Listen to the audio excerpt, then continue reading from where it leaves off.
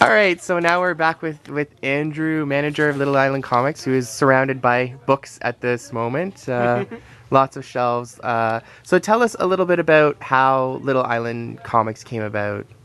Okay, we are a store that is associated with the Beguiling, which is maybe North America's best place to buy comics. And the Beguiling, for many years now, has been selling comics directly to school and public libraries. It's an important part of our business and one that we really enjoy. So we have developed a lot of expertise and a team of experts over the last few years who know a lot about comics for young people. Because that's a lot of what libraries buy from us. And we also have a huge inventory of comics for young people. And so we found a space that was very close to our parent store and opened up a storefront that would be an environment that was kid-focused and that would be staffed by that team of experts. Cool.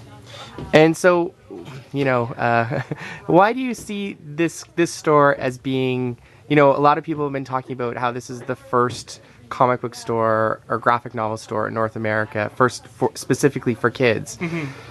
How does that make you feel about this sort of grand importance that's being put to a store like Little Island?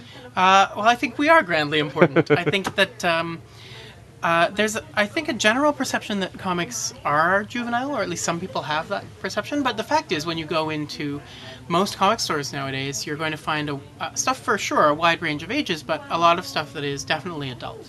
And not all comics retailers are places that cater to parents buying for kids or that cater to kids themselves. And so we saw this opportunity that wouldn't it be great if all the wonderful stuff that gets published that is comics for kids was presented in an environment that was built for kids comics readers. Right. And so that's what we did. And it gives the books the focus. Exactly. So people know where to find them. Exactly. Right. So the name Little Island Comics, where did that come from? Well, there's a couple of things, and one thing is that there's that common trope of someone sitting on a desert island, marooned on a desert island, which you see in old comics all the time and old cartoons.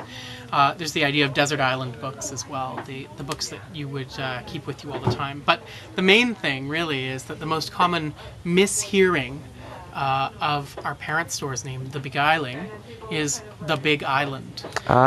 So when we were opening a kids store, it was a natural for us to call it The Little Island. Excellent. Mm-hmm. And so now that, this is the grand opening, you guys have been open for a couple weeks now? A couple weeks, Couple weeks. So what do you see in sort of the near future for Little Island, and then also to, a year from now, where would you like Little Island to be? Right now we are focusing on presenting a great retail experience and making sure we have the stock and all the books that you might expect to find in a kids' comics store. We're pretty close there, and we're starting to set up our roster, I guess, of author visits and cool kids events. And so that started today with our grand opening. We did a book launch, and it's going on right now. And we have a bunch more authors coming tomorrow, and we're going to continue that kind of programming. Eventually, we'd like to build to becoming a place where kids who are interested in comics can attend programming, workshops, classes on making comics, on being artists, on telling stories with art. So we're going to start developing that roster of kids programming for people to come and enjoy. And hopefully, I think what will happen is that this will be the place where young people can start their love affair with comics, and then they can graduate at a certain point to our parents' store, The Beguiling, when they're ready for the sort of more grown-up material. Right. Mm-hmm. Sounds really great. I think it's exciting. And could you tell us one children's graphic novel that you've read recently that you really enjoyed? Yeah, I definitely can. What have I read lately that I thought was good?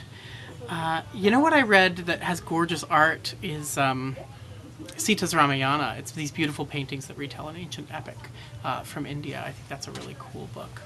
I've read so many things lately. Everyone should totally check out Luz Sees the Light, which is a wonderful, engaging story about a kid who starts to realize where the things in her world, in her urban modern world, come from. So where does the electricity come? Where do the running shoes come from? And starts to realize that some of those places and some of those things are finite resources.